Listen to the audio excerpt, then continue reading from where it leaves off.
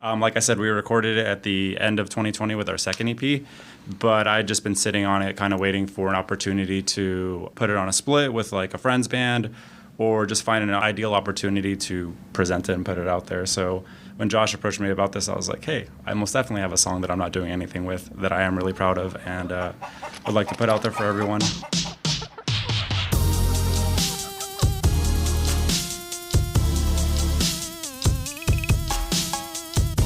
Welcome to HenHouse Unruffled, an audio companion to the beers of HenHouse Brewing Company. Each episode, we'll take a deeper dive into each beer's concept, recipe, can art, sensory, and more with your hen host, Fridge. What up?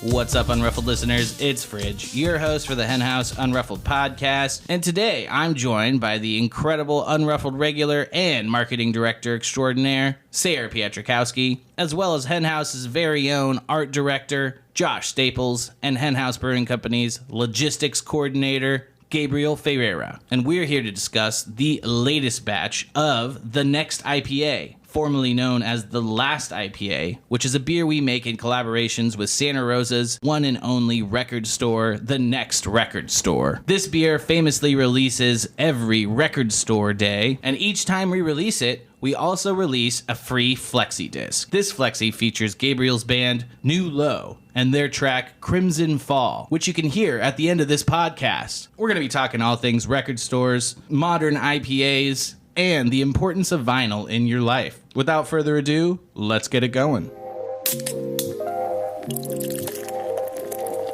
We are sitting down with art director Josh Staples and boom. Did you say boom? I said hello. Okay. I said boom. Yeah, you got to work on your catchphrases. Sorry.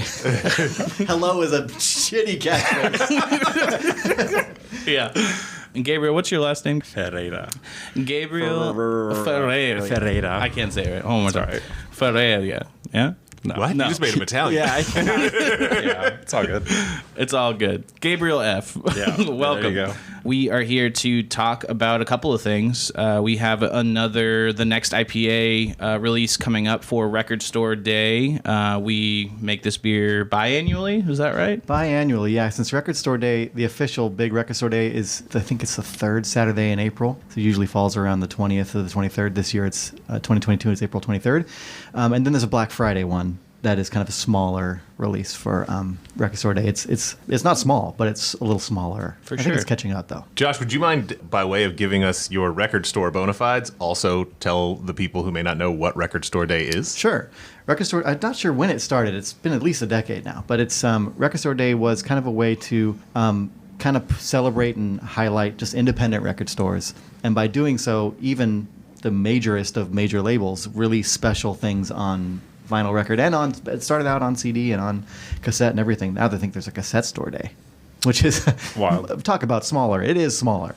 There's no, it's quantifiably smaller. So they just put a day, and it's always been the third Saturday in April, and it's just like there's a ton of releases that come out exclusively for that day. Sometimes there's as little as a few hundred, sometimes there's a few thousand if they're giant, Grateful Dead releases. And it gets the fans out and it gets people there to support. Usually record stores will do some sort of sale additionally. But it's always been crazy at the record store I've worked at since it started, which is, it used to be the Last Record Store in Santa Rosa. Now it's the Next Record Store.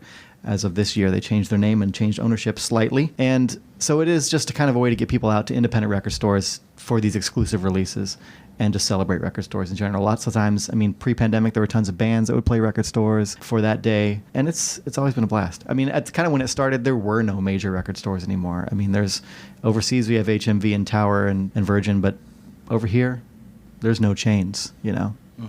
There's no record store chains anymore, which is, I think, a great thing. Yeah, it's kind of gone the way of the video store as well. Yeah, no major video stores. Just. Yeah. I did see a Family Video in Michigan when I was there, and that's still a big Midwestern chain. So there's a couple chains still going strong. But I think the difference would be, and this kind of dovetails into what we got going on here, but it seems like record sales are growing.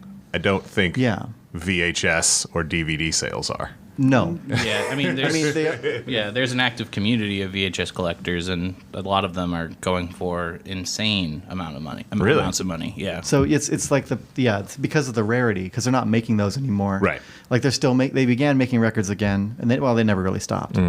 I've been working in record stores since I was 16, and I'm way older than that right now. So I've been working in record stores At least 10 years. 32 years. I don't care. I'm not shy to say how old I am. But so in 3/4 of my life been working in record stores. And started it in here in Petaluma at a chicken themed record store called the Music Coop, where one of our founders used to work too, where Colin worked. We never worked together, but we worked because they wouldn't hire anyone that weren't 16 to 18 to 20. So I aged out by the time Colin aged in. But at that point, that was like the beginning of the 90s, and 90s was a very dry spell for vinyl records. It just kind of people stopped making them. Compact disc came into play.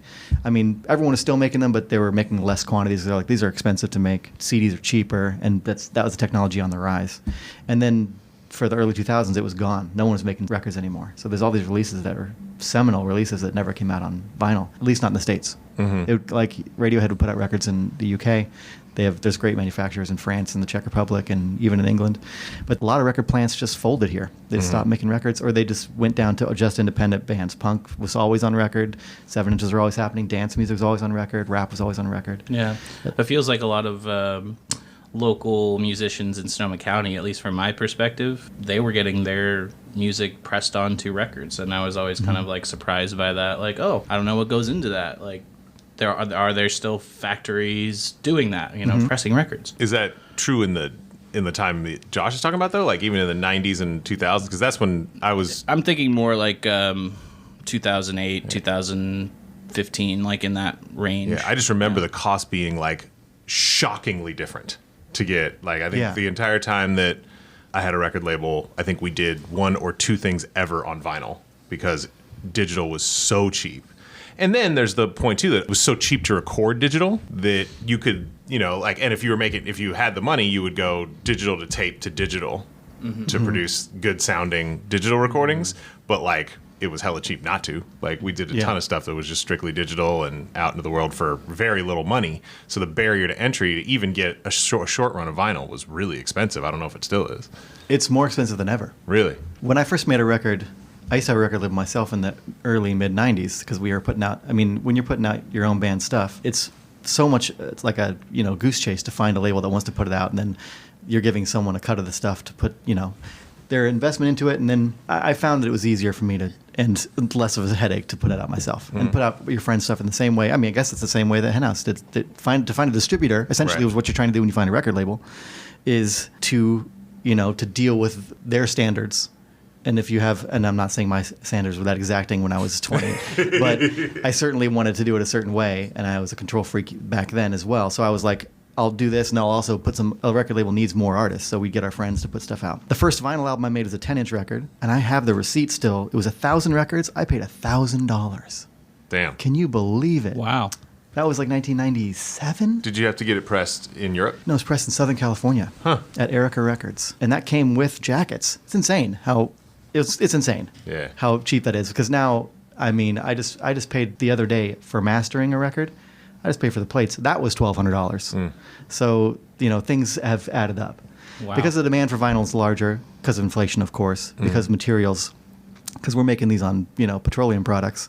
So vinyl records are a lot of plastic. Yeah. There's a lot going into it. And so when did you come up with the idea of HenHouse being involved in the production of a record for Record Store Day? Well, it was the resurgence of Flexi disc that made it seem economically viable. And because back when I was a younger person, there were always records coming out for whatever. Like you'd have little records that came in a comic book. You get Alternative Press when Alternative Press came out, and it always had a Flexi stapled into the record. And it was an exclusive song by a cool band, And I was thinking, has any label put out a record with a beer? Because that would be cool. Flexis are affordable if you do a ton of them, which is why we have a ton of some of these still. Yeah. What's a Flexi? A Flexi disc is a flexible. I have one in my hand here. Yes. It's Flexi because it sounds like that. Yeah. You can essentially do the same thing you can do with a hard piece of plastic with a flexible piece of very thin PVC. When I had Flexis as a young person, they were like really, they had no art. They had like, you could silk screen on this center label here. But there's a company that in Oakland that did our first Flexi, that they also do picture discs, and they press them right in Oakland at their spot. And they did the Smolder Glow Flexi, and they do picture discs. So I was like, dude, that's great. So they found the technology. They did the picture disc for us. They're like a square, so you can do like a regular cool piece of artwork. And the idea was to release a song by a band that means something to HenHouse and to the next record store now, and it'll be a different song every release. I mean, that's an ambitious thing to take on, and the problem with records these days, that especially during the pandemic, is that some plants shut down. Bands had time to record and really focus on getting records out, so the backlog of records is huge. Like I've been sitting on this record to come out for over a year and 2 months now since I submitted the order, and for my band, The Velveteen. But Flexis, on the other hand, are a little quicker. They weren't quick enough for us to get this wonderful new low Crimson Fall record out in the right time for last Black Friday, but it's coming out for the bigger one this record store day, which is April 23rd. April 23rd, yeah. So, how many times has HenHouse done this, and what were those records? We've done it three times. Okay. The intention was, we've had 3 record store days since this happened, and the 4th one is coming up since we started releasing this beer. Yeah. The first one was Smolder Glow, which is some members of HenHouse are in a kind of like a black metal, doom metal band, and they put together this song and got it mixed, and we had Bob. Yeah, there's here even from a piece of the track that has Bob backmasked. Yeah, speaking in. It sounds like a demonic tongue almost, but It is. he's just It's really reversed, great. you know. You heard this? Yeah. I just now learned that was Bob. That's Bob. Yeah. That backwards voice is Bob. So we had them lay that over, because kind of one of our main things were like, oh, this would be cool if it was like we did backmasking on every record. Yeah. That seemed to be like, we can't really do as many genres if you're doing backmask vocals. It kind of like fits in with our conspiracy obsession as well. Yeah. You know, it's like a lot of conspiracy nuts on there about playing things in reverse speed. That's true. Yeah. But so the Smolder Glow is Bradley and Patrick from here at HenHouse, and Bob's on the record, and that was just the two of them at the time. I think they might have more members now. I hope it's coming together. They had a drum machine before, but I think they might have a legit drummer now. Yeah. A human drum machine. A human drum machine. Exactly. Yeah, you're gonna have to get that technical metal sound. You're gonna need a human drum machine. I remember because Bradley was saying like, oh yeah, I was giving him like the music, and he was like, this is what a computer can do, not a human. You're gonna have to rewrite some of the music for me. I don't know if they actually went ahead and actually got a drummer, but we'll find out. We should find have out. some. Yeah. I can answer that question. Sorry. They did, in fact, get a drummer, and we all share a space together now. Oh, cool. Yeah. That's great. Yeah. We're all in room 4, I believe. Okay, nice. Word. Right. In Santa Rosa, yeah, we're all sharing a big old practice tower now. Nice. It's cool. So, Gabriel, have you ever had anything pressed to a flexi disc, a vinyl, a cassette before for any of your bands? Or do you do like digital releases, or just like no releases at all? Yeah. I think sometime after 2010, we did a CD, right? We did a CD, and then that was the end of that group. And then Is it The Happening? No, I wanted to do something with that. That was between ships. We were like a hardcore band. Okay. And then with this band, I did cassettes. And that's more affordable, but still a little pricey. But I like the analog aspect of it. And it seems like cassettes are super in right now. So. Oh, yeah. Yeah. My good buddy Kevin McCammon, he loves putting his stuff out on cassettes. Like Blue Sunshine Family and Hans von Bartels and a couple of those other projects, Delta. too. Yeah, Delta. Yeah. Yeah. What do you know about lathe cuts? Lathe cuts, I just recently had my first solo thing pressed on vinyl, but we jumped on that with the Flexi for the second one. But lathe cuts are expensive, but the minimums are very low. And you can do 7 inches, 12 inches. I've had a few one-off records made for just kind of like for just friends, and they sound amazing. Sick. Like this thing that Forever Midnight released, which is the soundtrack to a short film we did a couple years ago now. It came out on it's like the cleanest sounding record I've ever heard. It's a lathe cut. I think it was made overseas, but it's extremely clean sounding. There's no pops. I'm pretty sure DJ Shadow's wedding invitation was a lathe cut. Is that right? Yes. So sick. Legit. Yeah, that's really rad. So anyways, Gabriel, when you say this band, I hold in my hand your music. Yep. Tell us about New Low. We are currently a 4-piece. We formed late 2018. And then we played a couple of shows prior to the pandemic, and then obviously like a whole year and a half of like doing nothing. In that time, we were able to record a second EP with our homie Sam in Cloverdale, and that was super sick. Came out on a cassette. And just recently, we started recording a third EP, and that's what I want to put out on a lathe cut. Crypto Carousel, who I did the cassette through, they have lathe cuts, 7, 10, and whatever inches, and it's like way more affordable than what I imagine putting a record would be. Yeah. And like you said, the quantity that is required is way less. So it's super cool to hear that you had a good experience with that, because I don't know why more unsigned bands don't do that more. It seems like a cool way to go. I mean, when you get out of the mindset that I've been stuck in, which is like 7 inches cost under $5, that's not true anymore. That's just not the way of the world. 7 inches cost $10, you know, because that's what they actually cost to get them in your hand.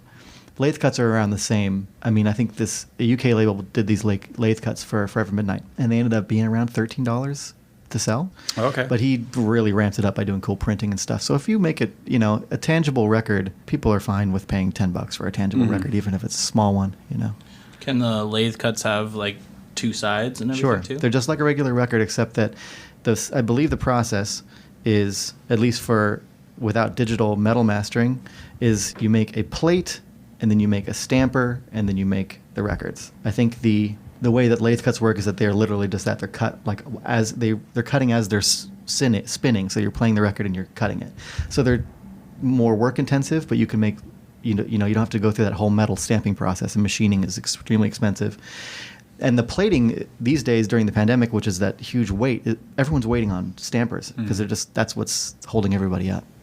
So is that like the way 78s were done? Yeah. Where they would record directly to the... Oh Brother, Where Art Thou? Yeah. Man of Constant Sorrow. Put the thing on the needle on the record and it's cutting into the actual record. But the technology is advanced since then. It sounds great. I think there's like a way to do that at home. Like, cut your own record at home. Like fun little kid science projects. Definitely. You know? I mean, I've got a huge box of stinky records. And they're stinky not because they're moldy, because these records just are made of a strange material. And they're from my grandmother would send records to my grandfather of just her singing songs when he was in Hawaii, and that's where he would live for a long time. And they send records back and forth. And then it was the technology before then. There was no tape, so no tape to record things on. So you'd literally do a lathe cut, send it overseas, send it to your friends, one-of-a-kind records. So back in the day when I was in record stores, things from that era, because they would send stuff across from GIs and stuff too in war. They were crazy brittle. Yeah, they're almost like glass-like. They are brittle. Yeah, that's still the way. These days, no. Okay. These days are just like a regular vinyl record. In fact, they're heavier. They're the desired weight for like a cool, like 180 gram ish, just because that's what the platters are doing it on, and they sound great. They sound really killer. Right. So when we have the budget to do really expensive record store day shit, we'll do one of those. I think our feeling is that because we're collaborating with the Next record store for all of these releases, so. In addition to us having something to give away with every 4-pack of beer, a record for everybody, and a lot of people are like, what? What is that? But I mean, a lot of people just want the beer because it's a great beer. But we are still giving it with everyone just because, like, if you don't, if you have a record player, play it. If you know someone's with a record player, have them play it. It's a really cool. Most likely you know somebody in your friend group or family that has a record player. Yeah. And from the beginning of Record Store Day, there's always been, like, record stores trying to have cool giveaways. So they had, like, tote bags. Record Store Day, the company that made it, had like they'd always have a bag and a bunch of little releases, and sometimes record labels would say, "Oh, just give this away for Record Store Day," and then they'd have that. So we have something for the record store to also give away with every sale at the record store. Nice. That is, I mean, oftentimes, a band that's people from here at HenHouse, people from the community. Yeah. So somebody goes to the next record store, this Record Store Day. Yeah. Buys whatever they want. They're going home with the New Lows. They are. Hot new single, Crimson Fall. Hot new single. Word. Crimson Fall. Oh, my. So is the name of the band Crimson Fall or New Low? The name of the band is New Low. Okay. But there's like 4 other bands with that name and a couple of web domains with that name. So, hey, that's cool. That's all right. Yeah, it's all right. There's lots of beers named the same thing as well, Yeah. There was no SEO consultant when you guys named your band? No. Couldn't afford that. Yeah. I like this concept of Record Store Day. It kind of reminds me of like Free Comic Book Day too. Yeah. That you would see at like the comic book store. And I'm trying to think of something similar that would have been in the video store, at least in my era, which was like the decline of video stores when I was working in one. We didn't have anything quite like that. There's not really been a whole lot like that for video stores, and unfortunately they did kind of go the way of the, I mean, even though you can stream most music and you can the same way you can stream most movies, there's a tangible aspect to records that and tapes that people really like value collecting, and the collectors are still on that. Yeah, they're still on that VHS game for sure. Like if you go to Amoeba, the video room, there's $100 VHSs all over the walls. You know, it's just like they're usually horror movies. So that's what's up. Yeah, my boss at the video store, Joe Kaminsky, Joe Video, still standing today in Sonoma County. They recently moved though over by Coddingtown in the Chase Center. Right over there. I got a stack of DVDs from there just the other day. That's what's up. But he was telling me back in the day it was a lot different. Like video store owners were treated like celebrities almost, you know, like people would come and like take you out to dinner and like try to convince you to like work with them, you know, and they're connected to like a studio, and it's just totally different, like the relationship of things. By the time I worked there, it was now we're ordering everything online. There is no like person coming in anymore. But yeah. And there's something to like, there was something to that too at the record stores when I first started working at a record store. I was too young to really be going to most of the shows, but you'd have, like if there's an independent record label, they had artists coming through, they'd be like, here, the record store, here's 2 tickets to the show at Bottom of the Hill. The first time I went to Bottom of the Hill was to see some person whose name I don't remember. So I didn't do my job right, or it didn't make the impression, but what was I? I didn't do my, I was 18 years old, what was I going to do? But I got to go to the club for free, and I see a guy playing guitar, and I was like, whoa, this is great. That was kind of the treatment back then. That was the hands-on promo that you would have to do. And this is kind of like, I'm a big fan of tangible hands-on promo things, so having something to show for each release that we do, for each one of these celebrated record store days. I mean, as a brewery, it's like, how do you really make yourself active in the music culture? And having live shows is one thing, but we didn't have that when we started doing this project. So having a Flexi disc with every release is, I still think it's pretty unique. I think I can't think of anybody else doing it. I hope there are, and I hope they holler at us and we can share releases. Right. Yeah. Just like we want the industry to pay attention to our freshness standards, we also want you to pay attention to our relationship with FlexiDisc and releasing cool music with your beers. Get with it, the craft beer community. Well, I think yeah, like local companies should be patrons of the arts, right? Like, and there's a long history of that.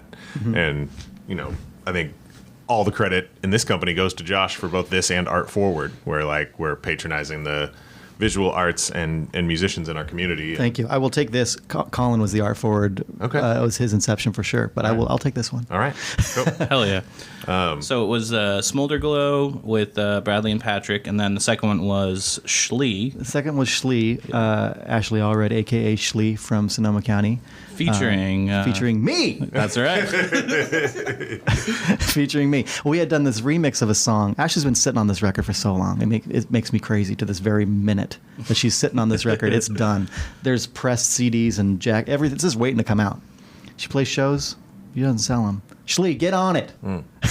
Yeah, your music's incredible. I've listened to your Flexi. The world a million needs this times. record. It's true. She's put out a few other records, and she's incredible. She was in a band called Oddbird before she did a release under Ashley Allred. That was amazing. So she's an incredible performer from around here, and I've known her for a long time, since she was living back in Florida, actually.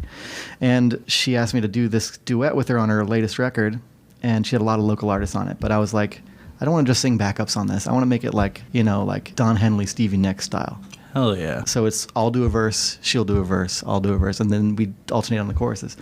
Old school. And it came out great. And then I was like, I'm hearing all these synths and things, but her record was pretty much in the can. Her record is done. And I'm like, I'm hearing all these cool parts. Let me do a remix where I can add a bunch of things. So I added bass on it, I added this other stuff. Not knowing where it was going to go, I'm just like, here, this is just like, I just wanted to make it more me. Yeah. Because that's just my style. Yeah. So I just wanted to do a remix of it. And then when we started doing these flexes, I'm like, maybe Schlee wants to be on this. So I said, what about this?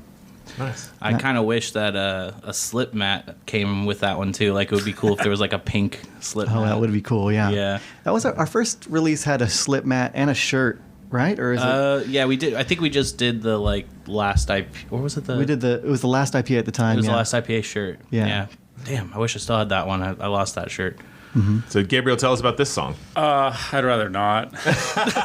I'll just say that we recorded this at the end of 2020 with our second EP, and it's one of my favorite songs that I've written.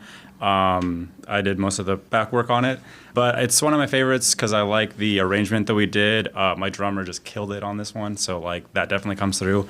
And then I did this awesome thing where I had a bunch of homies from previous bands come through and do guest verses, and so all of those just came out really good too. And had Josh not approached me about this, I don't know when this would be out.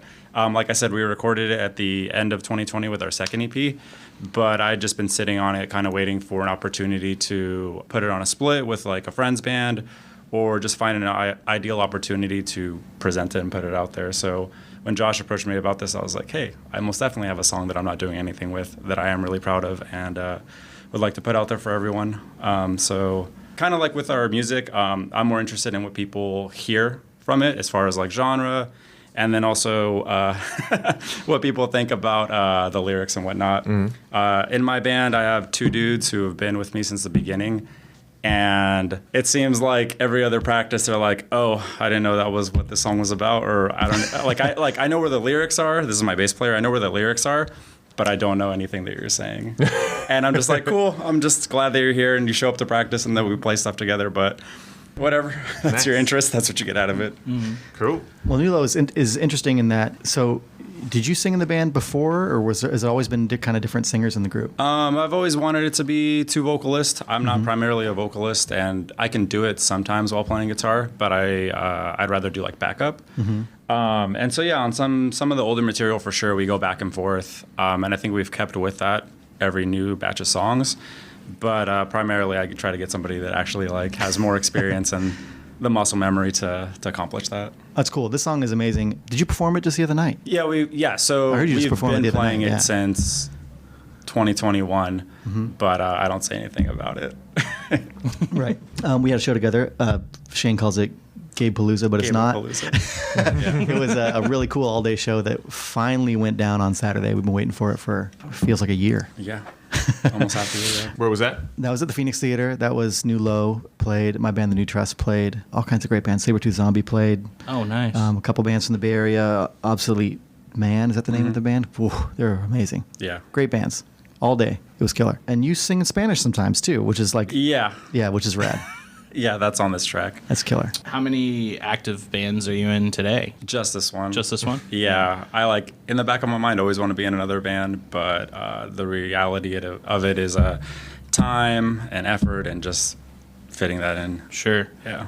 But do you still do any DJing? Because I know you've done that in the past as well. Oh, yeah.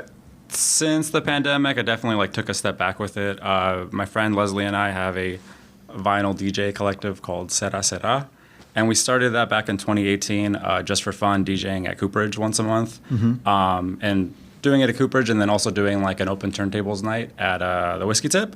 Nice. And so through that, we just met a whole community of other people who just love to play records and have great taste in music. And yeah, not so much lately, but we still do events here and there. I think our last one was Rare Barrel. Oh, yeah. I forget what the event was.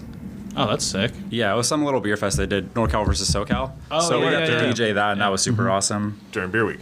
Yeah. For some reason, HenHouse wasn't in attendance for representing NorCal. What the heck? We're everywhere. Give us a break. We're fine. No, I'm not giving Rare Barrel any breaks on that. That's some bullshit. And NorCal won, but they would have been more lopsided if we were involved. Yeah, it would have been a fucking sweep. We brought up a bunch of the cool beer from SoCal for that too. And I feel like Cera Será just booked another gig. Talk about on this podcast. They actually worked. It wasn't Cera Será that was at the festival in 2019. Yeah, most definitely.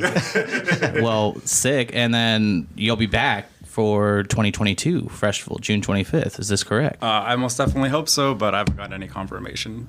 Oh, well, I'm pretty sure Sayre just confirmed it right confirmed. here. Okay, sweet. This is the guy. The guy managing is like, damn it, Sayre. No, Bryce knows. Bryce knows. It's on the spreadsheet. Okay. I had some inside dealings I was trying to... Well, that's awesome. That's great. So, do you like this IPA, the Next IPA, the last IPA? Are you familiar with the recipe? Do you remember this beer? I am not familiar with the recipe, but I do remember this beer. I enjoy it. I have, I think, one of the original cans when it was the last record store. That label was super sick, black, and it kind of had the font right.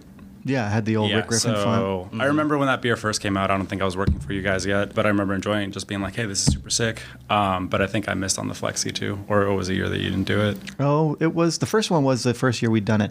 We only skipped 1 year, unfortunately. I'm sorry. It was the year that we planned on doing this first because of the backup in the record plants. We just kind of like, we got some leftover Schlee ones. We'll give those to everyone that didn't get one originally.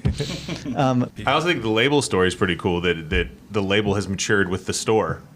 Right? So the all black last record store font on the first one. Then we did an edition that had the last record store and the next record store label. It was at the same combo. time. In the same font. Yeah, the passing of the torch. Yes. Yeah. And then now it is officially the Next IPA. The Next IPA, new logo that's got the Next IPA's logo. That was a Next Record Store's intentional logo. thing. In no way was that just us using old label stuff. No way are we flying by the seat of our pants in any of this. It's all very planned. I actually like their new aesthetic a lot. It feels different, but it also feels like it, it's the record store, and the people working there are incredible. And there's a lot of familiar faces from before still running the thing. And it's really hard to get Weird Al's greatest hits on vinyl. They're like, yeah, man, we had it for like a second. Someone picked it up and it cost like $200. I'm just like, damn it. I'm going to get it one day. Yeah, I love the record Weird store. Al, if you're listening. Yes. Send Fridge. Al, I love you. You're my hero. I've seen you 8 times. Just thank you for your music.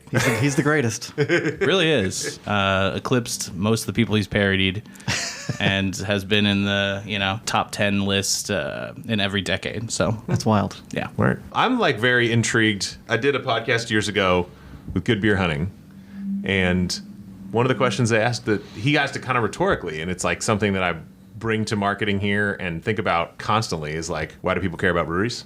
Shane has his articulation of this where he's just like, no one stands in line for toothpaste or peanut butter or anything else, right? I feel like music is the like top of the mountain of that, right? Like you're talking about the fact, right? Like records are coming back. As I hold in my pocket 70-80% of pop music's recorded history.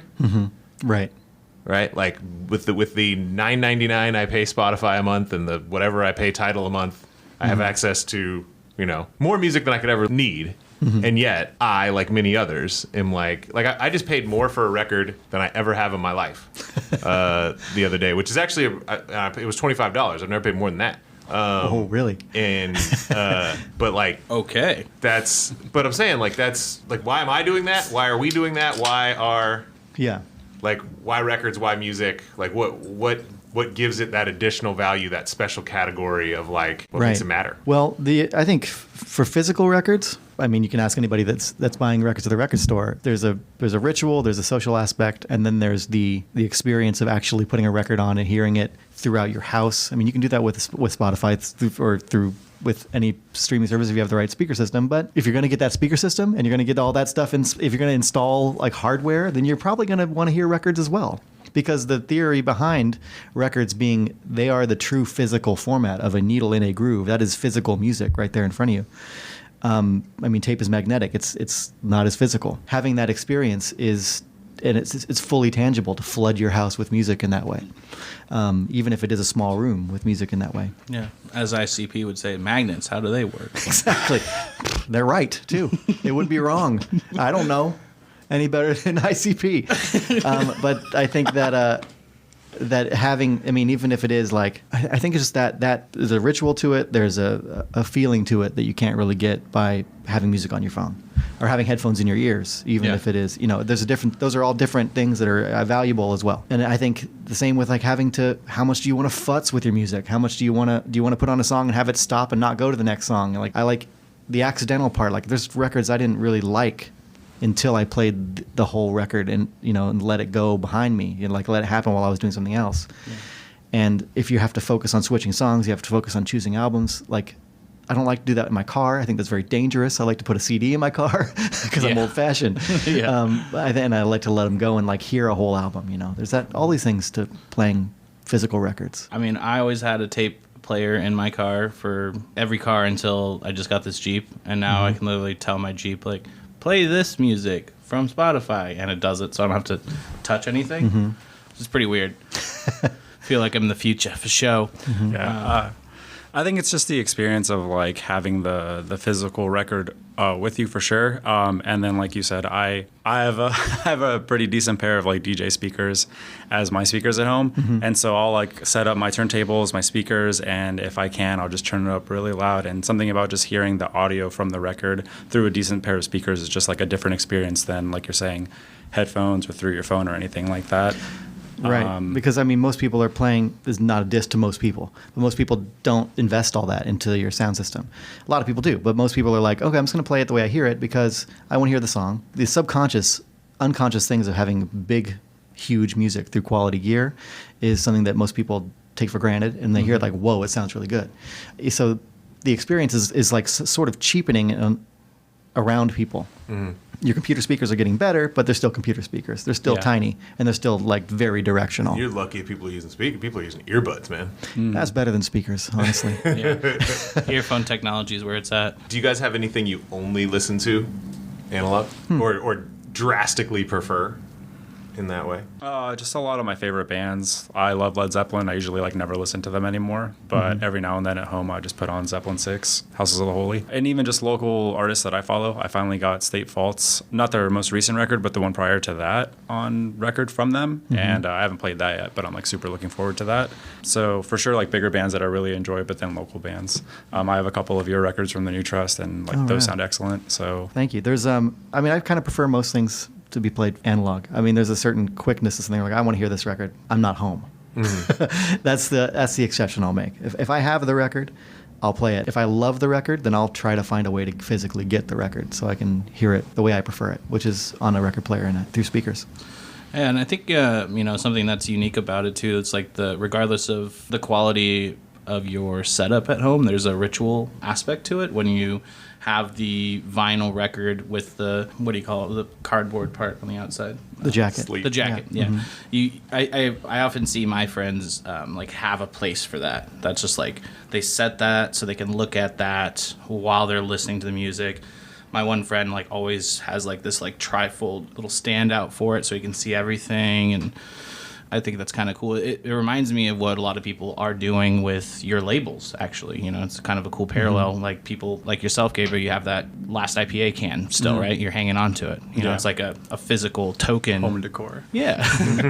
And some people, they'll take the labels off and they'll put them up. And it's just a way of remembering things and things that they really enjoyed and appreciated. And you don't do that with toothpaste, right? But you might do that with, I used to have VHSs, like library status in my house, and then DVDs, and then Blu-rays, and now I've become a victim to the streams, but it's kind of cool. I mean, the streams are great. I think it's dangerous to knock that stuff because of how democratizing it is. Like, it's definitely better that a 20-year-old today has 85% of popular music history in their pocket than when I was 20. It's a distinctly different relationship, right? But it took me a long fucking time to track down and to get as deeply into like soul music, for example, as I could literally just sitting on my couch now. Yeah. Right? Like, and you appreciate it more because of that, I think so. I think there's you're talking about the ritual, and I love that. I love, because I do think, I was going through my friends who are really into records, like when they put a record on, they usually do, even if they just lean the sleeve up against the things, you could see like what's playing, you know what I mean? Like it's almost like, I remember found out Aretha died, and like put on Amazing Grace, and I had like my girlfriend lit a candle, and we have this like black and white Aretha lithograph, and then that record was up, and we just like played that record and stared at that thing. It was very like religious, it's a spiritual moment. Yeah, sure, and so I've seen people act like that with beer too. Like they pour it out, share it with you at a share, and then literally are just like mesmerized by the label, like investigating the entire thing, just like staring at it, experiencing it. People do that with whiskey too. They do it with I was gonna say spirits, I think a little more. Yeah. I hope you can get there with beer. I would think about beer a little bit like I'd think about food. Most of the food we eat kind of the way that we consume streaming music, right? It's on, it's like I need food, I put it in my mouth, I'm nourished. And then you go to like an event or a beer dinner and somebody's like adding all of the ephemera that you're talking about, right? Like the liner notes, these things, and putting it in context and putting it in the right environment. And then you can kind of have a deeper appreciation. You know, it's why we add all this stuff to the cans, but that is still a fairly limited relationship. It's pretty much a one-directional relationship. Unless you're getting the Next IPA, and then you get the Flexi. Get the Flexi. And you can have that. You're reminded. There's Yeah. physical music right here in your face. Yeah, let's hope so. Yeah, And I there's can't wait. physical beer as well. Hopefully in your face. So what do we need to tell people to do come April 23rd? April 23rd that's the Saturday that is the record store day this year, 2022. Just come get some of the beer. Word. And get some of the beer. And it's Where? Come to the HenHouse tasting rooms, Word. of which there might be 3 at that point. There will be 2 tasting rooms and a restaurant. 2 tasting rooms in a restaurant. That's right. Yeah. So in Petaluma and Santa Rosa and Fairfax, California, we will be selling the beer and giving away the Flexi. Cool. At the next record store in Santa Rosa, we'll be giving the record away that day as well.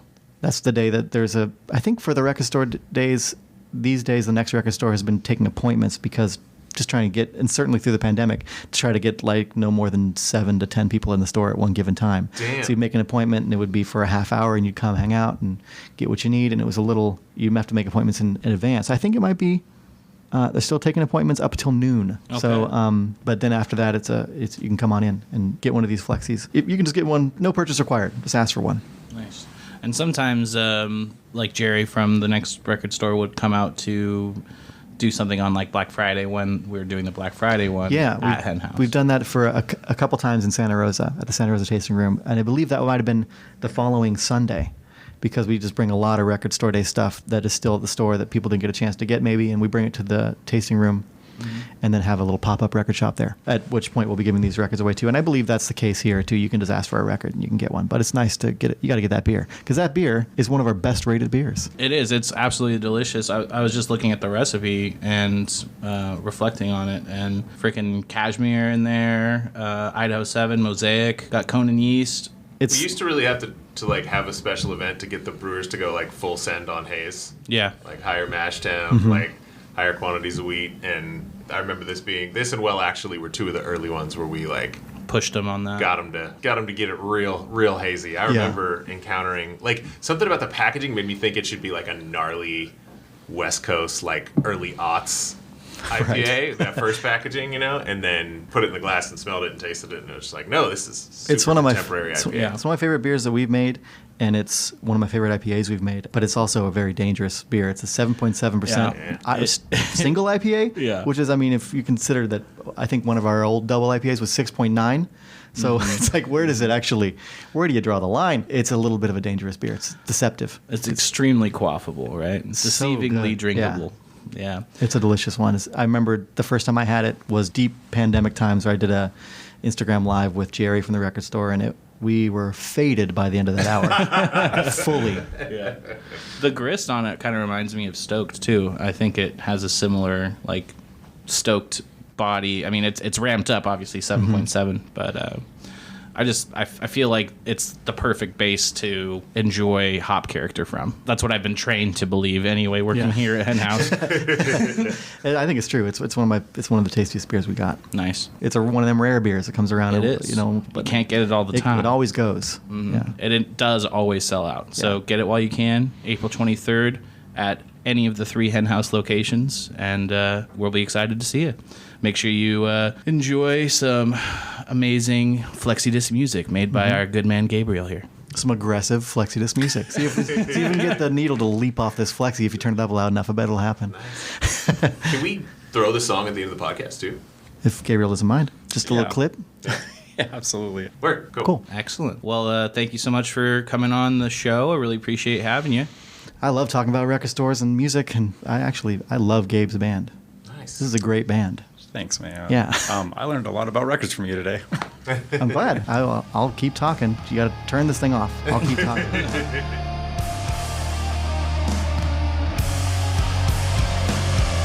heart within me,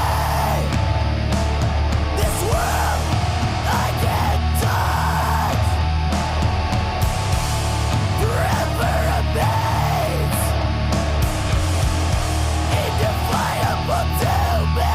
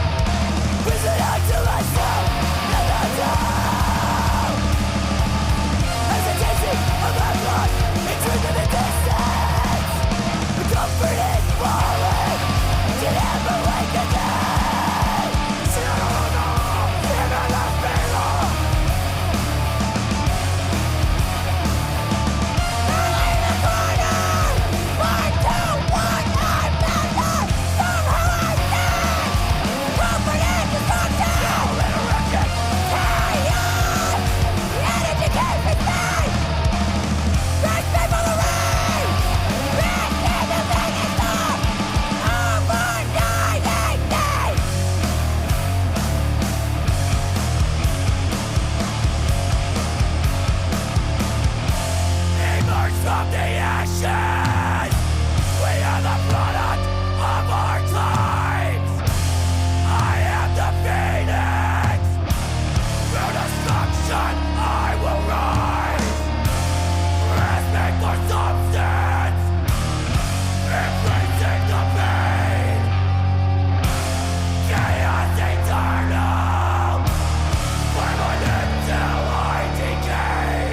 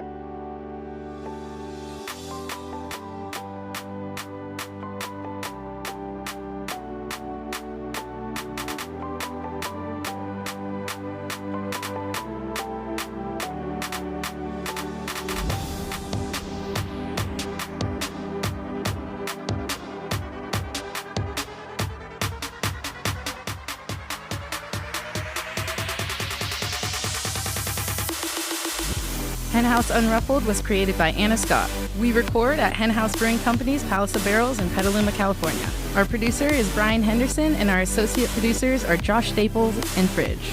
The music you've been listening to was written and performed by our San Francisco account rep McLean from his album Speechless and Speechless 2, which you can find on Apple Music, Spotify, Tidal, and anywhere one finds dope music. If you have a question or comment about this or any episode of HenHouse Unruffled, please let us know by calling 707-347-9425 to leave a message. You can also send an email to podcast@henhousebrewing.com. For more information, visit www.henhousebrewing.com or stop by one of our Bay Area tasting rooms. The voice you've been listening to is Imani Russell Black. Please listen and drink responsibly.